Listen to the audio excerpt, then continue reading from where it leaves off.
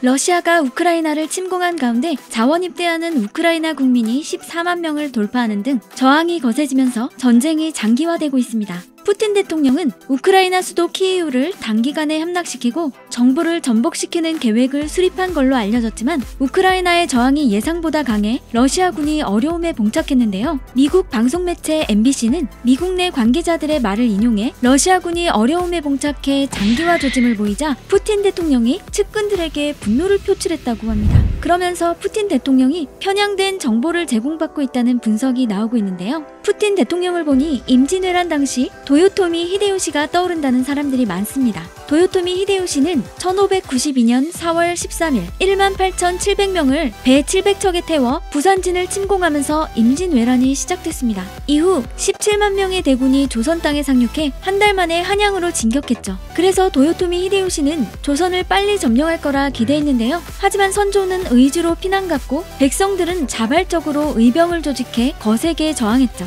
게다가 바다는 이순신 장군이 지키고 있어 도요토미 히데요시의 조선 침략 계획이 차질을 빚었죠. 결국 도요토미 히데요시가 사망하면서 임진왜란이 7년 만에 끝납니다. 우크라이나의 저항이 예상보다 거세고 국제사회에서도 러시아에 대한 경제적 제재를 가하기 시작하면서 루브라 가치는 폭락했습니다.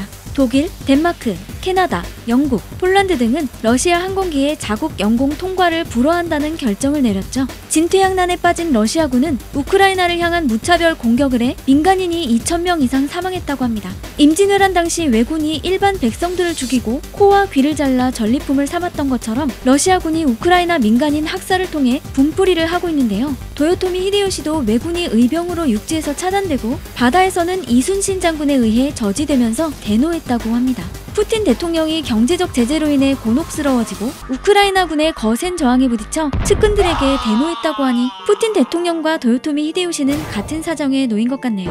임진왜란 7년 동안 우리 백성들은 엄청나게 피해를 입은 전쟁이었습니다. 430년 전 전쟁도 그랬고 현재의 전쟁도 그렇습니다. 전쟁은 이제 없어져야 합니다.